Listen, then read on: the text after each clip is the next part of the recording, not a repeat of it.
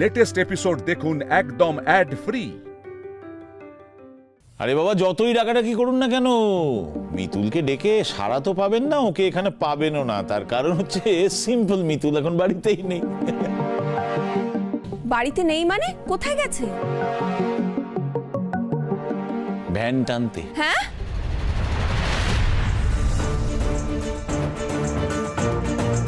Van van টানছে মানে? হ্যাঁ জামাইবাবু, ওই আমি যখন কচুরি খাচ্ছিলাম তখন নিজের চোখে দেখেছি যে ও ভ্যান টেনে টেনে নিয়ে আসছে, মাটি ভর্তি ভ্যান নিয়ে এদিকে এই বাড়ির দিকেই আসছে। কি বলছিস তুই পলাশ?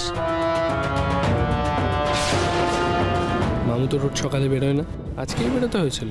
যাই হোক, দেখে যখন ফেলেছে ম্যানেজ দিতে হবে ব্যাপারটা।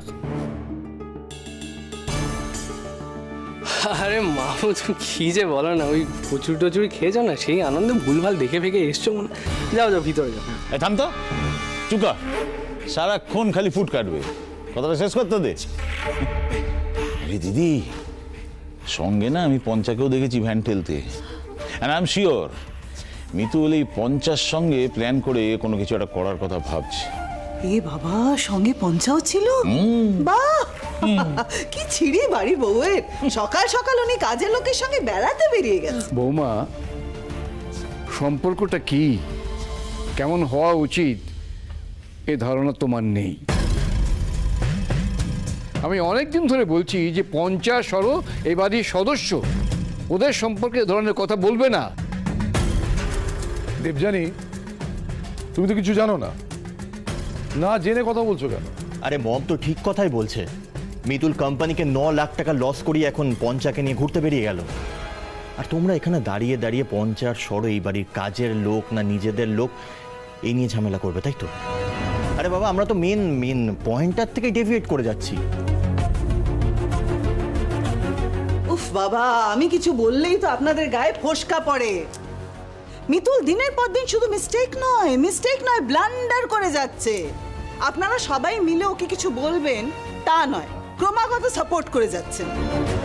আচ্ছা, এই লোকালিটিতে আমাদের সবাই চেনে, কতজনই তো মর্নিং ওয়াকে বেরোয়। যদি ওরা দেখে যে মিতুল ভ্যান টানছে, কোথায় থাকে তোমাদের সম্মান? খুব বড় মুখ করে তো বলো মিতুল নাকি তোমাদের মাথা উঁচু করছে, তোমাদের গৌরব বাড়াচ্ছে। এটাই কি তার নমুনা? থাক না দেবযানী, মিতুল আগে আসুক, তারপর আমি সব বলে দেবো। হ্যাঁ, এক্স্যাক্টলি, বলা উচিত সুশোভন। অন্তত আমাদের বাড়ির কথা ভেবে তো বলা উচিত। সব কথা এখন থাক, মিতুল ফিরুক, তারপর যা কথা হওয়ার হবে। আপনি আমার কথা শুনলেন না তো মিতুল, সেই নিজের জেদ নিয়ে বসে রইলেন। ও ভাগ্নে, বলছি কালকে মিতুল যে বকাটা খায়নি সেটা আজকে খাবে।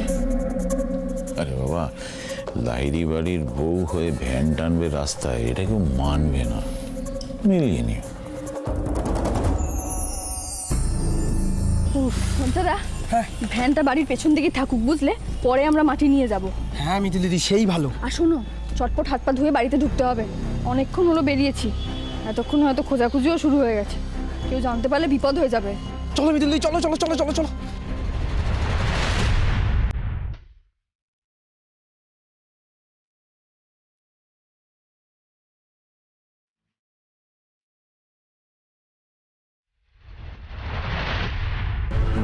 না, এসে গেছেন তোমার বৌমা।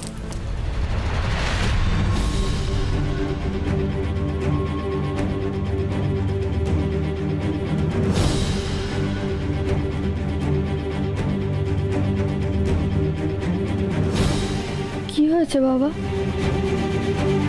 কোথায় গিয়েছিলে তুমি এত সকালে?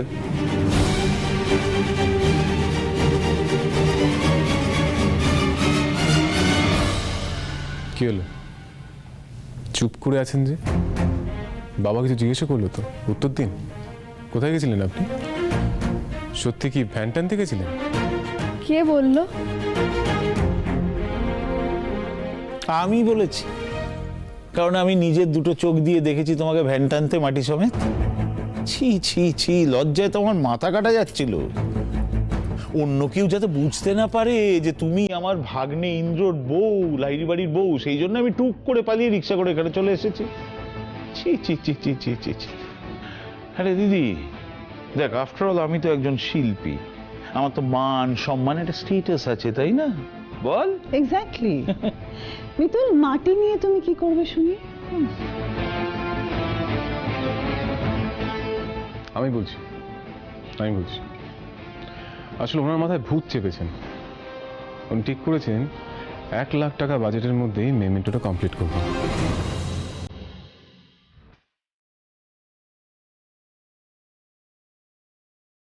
উনি আমার কাছে চ্যালেঞ্জ নিয়েছেন, আমার মনে হয় সেই জন্যই উনি মাটি আনতে গেছিলেন। বাবা, দাদু, প্লিজ এবার ওনাকে দয়া করে বোঝাও। সবসময় আদর দিয়ে মাথায় তুলো না। উনি বুঝে গেছেন তোমরা আছো বলে উনি যা খুশি করতে পারেন। দেখো, ওনাকে আমি বারবার বলেছি, কাল রাতে পই পই করে বুঝিয়েছি যে আপনাকে এসব নিয়ে ভাবতে হবে না, আমি দেখে নিচ্ছি। কিন্তু না, কে কার কথা শুনে? ওনাকে তো ওনার জেদটা বজায় রাখতে হবে। আর তার জন্যই আজ সকাল সকাল উঠে পঞ্চাকে নিয়ে উনি মাটি আনতে চলে গেছেন। আরে পঞ্চা,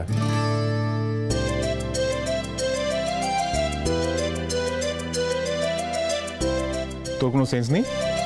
মিতুল বললো আর তুই ড্যাং ড্যাং করতে করতে চলে গেলি? হ্যাঁ না ইন্দ্রদা, মানে আমি কি আম করছিস? হ্যাঁ খুশি করে বল। পঞ্চাদাকে কেন বকছেন বলুন? কারণ আপনাকে বকতে পারবো না তাই। আপনি আমার কোনো কথা শোনেন না, শুধুমাত্র আপনার জন্য পঞ্চা বকা খাচ্ছে।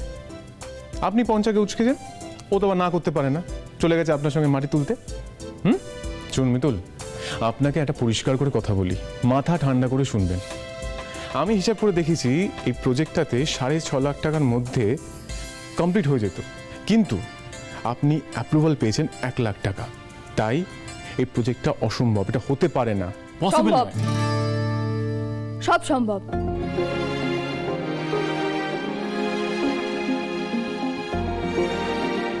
দেখুন ইন্দ্রবাবু, আমি ছোটবেলা থেকে শুনে আসছি যেখানে যেরকম সেখানে সেরকম ভাবে চলতে হয়। তাছাড়া বাড়ির প্রত্যেকে আমার সঙ্গে আছে, প্রত্যেকে আমাকে সাহায্য করছে মেমেন্টো তৈরি করতে। আমি তো সবাইকে ছাঁচে মাটি ঢেলে ডিজাইন তৈরি করা শিখিয়ে দিয়েছি। এরপর কি করতে হবে? এরপর শুধু রোদে শুকিয়ে পুড়িয়ে তারপর রং দিয়ে ডিজাইন করলে মেমেন্টো তৈরি হয়ে যাবে। তাছাড়া প্রত্যেকের খাটনির ঘাম রক্ত মিশছে ওই পুতুলে, দেখবেন সব ঠিক মতো হয়ে যাবে। আর আমি যখন একবার বলেছি যে 1 লক্ষ টাকার মধ্যে আমি পুতুল তৈরি করব, তখন আমি করবই। আমার প্রাণ থাকতে আমি কোম্পানির লস হতে দেব না, কিছুতেই না। বাঘের বাচ্চা সুমি, বাঘের বাচ্চা। বুঝলি সুমি, আমি যদি তোকে প্রথম ঘূর্ণিতে দেখি, ওর চোখ দুটো দেখেই বুঝেছিলাম ওর মধ্যে আগুন আছে, আগুন। হ্যাঁ বুঝলি, দেখ ব্যবসায় লাভ ক্ষতি তো আছেই, কিন্তু ইনিশিয়েটিভ সেটা মারাত্মক। আর এইটার জন্য না ওটা হাততালি প্রাপ্য। হ্যাঁ পঞ্চা, বাড়ির সবাই হাততালি দাও, সবাই হাততালি দাও।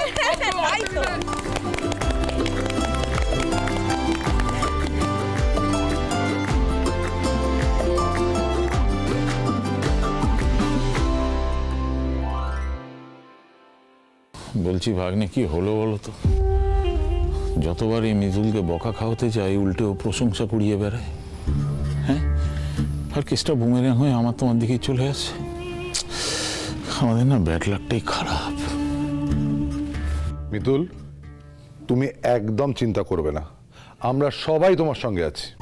আচ্ছা, সব সময় মিতুলকে কি বলা হয়?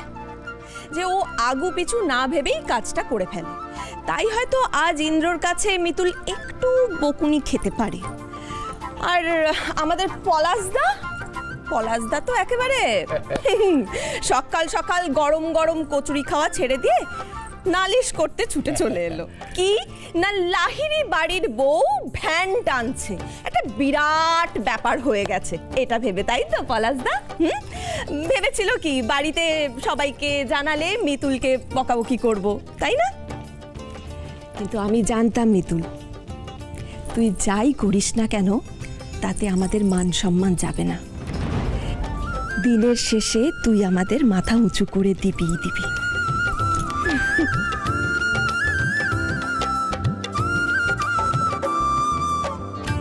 পিসুনি, তুমি ওনাকে আঁচড়া দিচ্ছ? হ্যাঁ দিচ্ছি, বেশ করছি, দিচ্ছি। আশকারা দেবার মতো কাজ করেছে তাই আশকারা দিচ্ছি। শরীন্দ্র, মিতুল যেভাবে প্ল্যান করবে, যেভাবে বলবে, সেভাবেই কাজটা হবে। কারণ মিতুল প্রজেক্টটা হ্যান্ডেল করছে। হ্যাঁ, ও যেটা বলবে সেই অনুযায়ী সবাই কাজ করবে, সবাই ওকে হেল্প করবে, সবাই সাপোর্ট করবে। মিতুল একটা ভুল করে ফেলেছে, কিন্তু ও সেই ভুলটা রেকটিফাই করার জন্য যেভাবে হ্যান্ডেল করছে, যেভাবে চেষ্টা করছে, সেটাকে সবাই সাপোর্ট করতে হবে। মিস্টার ইন্দ্রজিৎ লাহিড়ী, আপনি একটু এদিকে শুনুন।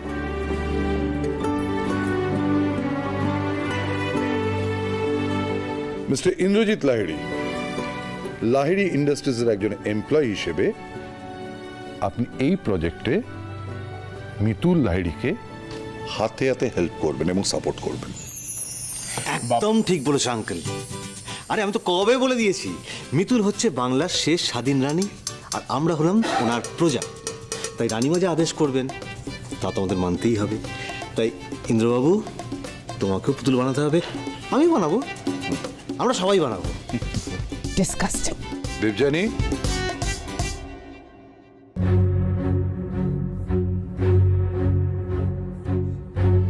কোথায় যাচ্ছ? কি করব? এখানে দাঁড়িয়ে দাঁড়িয়ে তোমাদের সার্কাস দেখবো? না, দাঁড়াবে কেন, বসবে।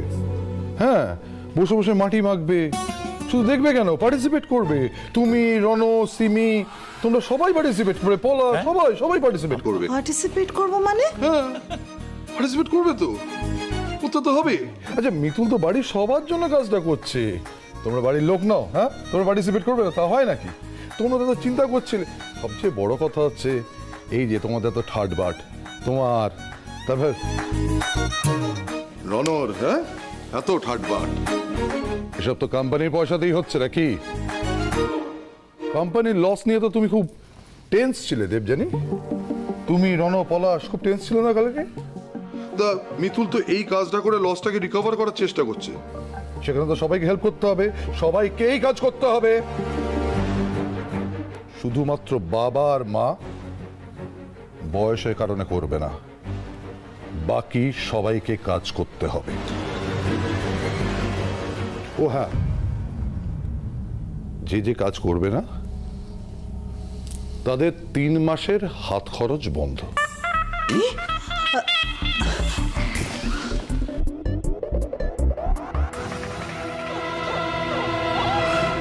ভাগ্নে, চলো, নাহলে যে হাত খরচ বন্ধ। মামু, আর তোমাকে আমার একটা কথা বলার আছে। বলো। আর যদি কোনো দিন তোমাকে আমি কচুরি খেতে দেখেছি, তাহলে কিন্তু আমি জাস্ট ফরগেট অ্যাবাউট ইট। কচুরির কি দোষ? সত্যি কথাই তো বলিয়েছিল।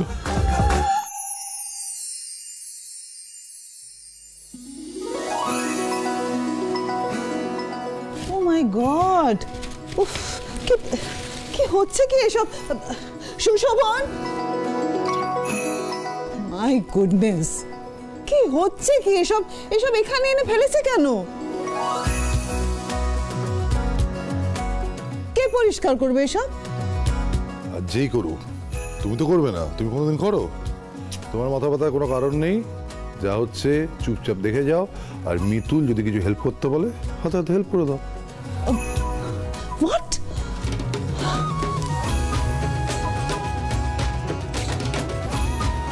বাবা, তাহলে আমরা কাজ শুরু করি? হ্যাঁ মা, শুরু করো। কলি দিদি, শুভ দাদা, সরো দিদি, চলে এসো। যা যা যা, মজা, এই মাটির ওই দিকটা রাখি, বুঝলে? ওই দিকটা রেখে দাও।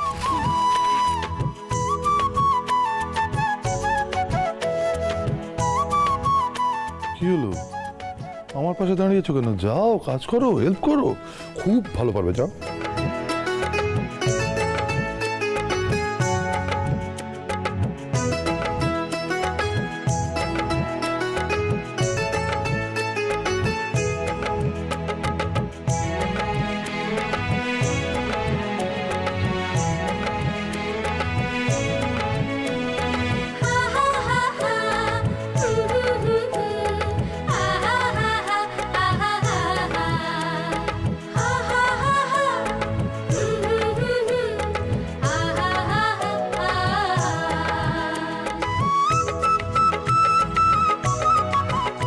আচ্ছা, মাটি মাখা হয়ে গেল, এবার আমরা ছাঁচে মাটি ভরবো।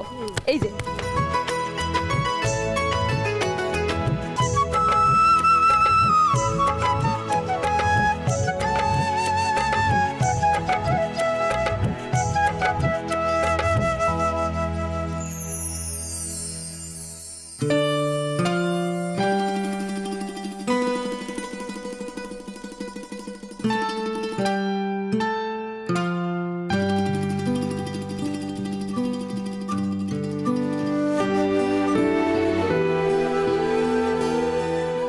আপনি আসবেন না?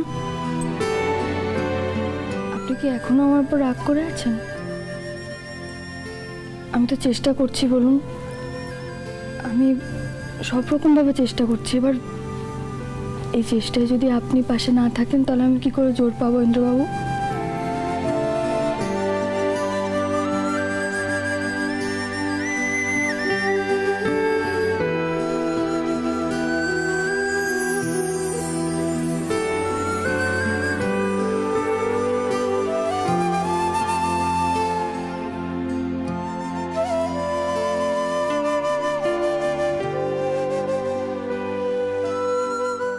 এই পঞ্চা, মাটি এগিয়ে দে।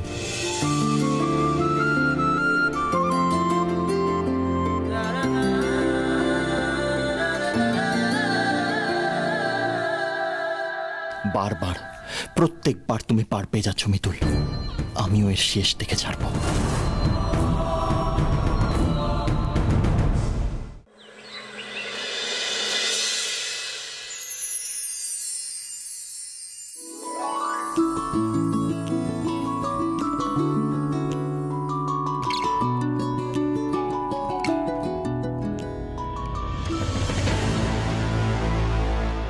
I just can't tolerate Mitul anymore.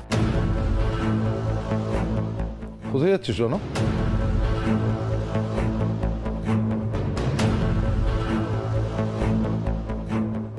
Enough of this nonsense, Dad. আমি এটা করতে পারবো না। I'm really sorry, but আমাকে ফোর্স করো না। তাই?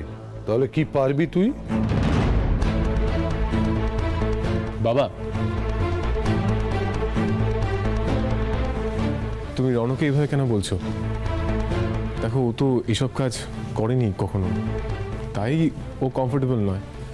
তুমি ওকে ছেড়ে দাও, আমরা আছি তো, আমরা করে নেব। হ্যাঁ, সেও যেতেই পারে, কিন্তু ও বললো না আমি এসব পারবো না। তাই আমি জানতে চাইছি ও কোন কাজটা করতে পারবে। কি রে রণ, বল কোন কাজটা পারবি তুই? সিম্পল একটা কাজ বল। দেখ, তোর জন্য তো কোম্পানির কম লস হয়নি। তুই মিতুলের মতো এইভাবে লসটাকে কম্পেনসেট করার কোনো চেষ্টা কোনোদিন করেছিস? কি পারবি তুই? হ্যাঁ, কি পারিস তুই? বাবা প্লিজ প্লিজ এরকম করো না। আচ্ছা ঠিক আছে, রণ এখানে না থাকলে কি হয়েছে? রণ অন্য দিকটা দেখে নেবে। দেখো, আমরা তো আছি, আমরা এটা সামলে নেব। আর তুমি এরকম করো না, তুমি শান্ত হও, বুঝতে পারলে? ছাড় না দাদা ভাই, আমার এই নাটকটা একদম আর ভালো লাগছে না। আমি জানি এই বাড়িতে আমার কোনো ভ্যালু নেই, থাকতে হয় তাই আছি। রণ প্লিজ, তুই এভাবে কেন কথা বলছিস? তুই তো জানিস বাবার মাথাটা হট করে গরম হয়ে যায়। দেখ, মিতুল সবাইকে নিয়ে কাজটা করতে চাইছিল, তুই হট। আরে এক্স্যাক্টলি এটাই তো আমার প্রবলেম।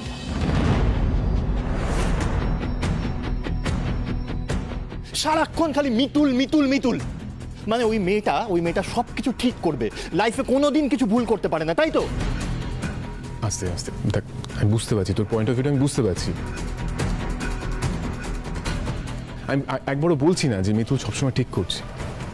আমি তো এবার বললাম, ওকে অনেক বোঝালাম, কিন্তু কেউ যদি ভুল করার পর সেটা শুধরাতে চায়, আমি কিভাবে আটকাই বলতে? আরে না না না না, তোরা ওকে কেন আটকাবি?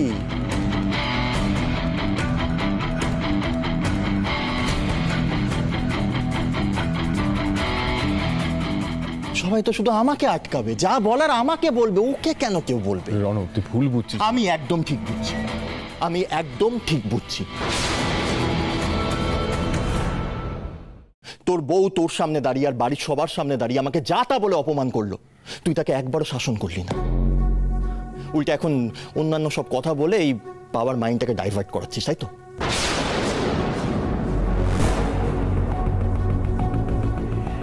দেখলে আর ভালো লাগছে না দাদা ভাই।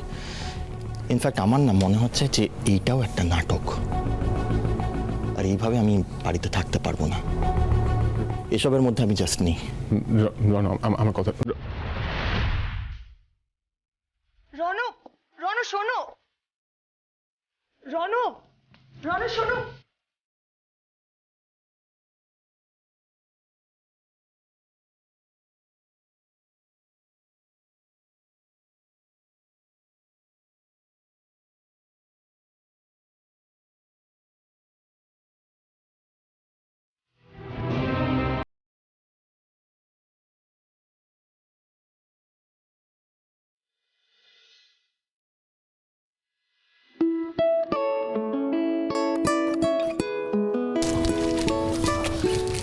অর্কদা, আমার না একটা কথা বলার ছিল। হ্যাঁ বলো না। দেখো, আমরা তো মাটি কিনিনি, গঙ্গার পাড় থেকে নিজেরাই মাটি নিয়ে এসেছি, আর লেবারের খরচটাও বাঁচিয়ে দিচ্ছি, কারণ আমরা নিজেরাই হাতে হাতে কাজটা করব। তাহলে খরচাটা হচ্ছে কোথায় বলো তো? খরচা খরচা আর কি হবে? এই ধরো আলো পাখা, মানে ইলেকট্রিসিটি খরচটাই ধরো।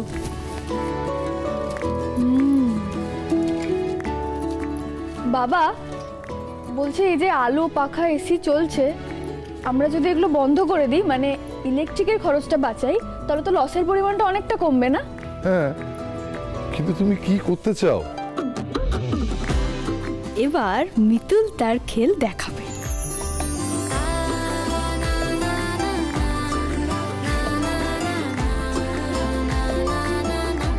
সুখে ভাঙা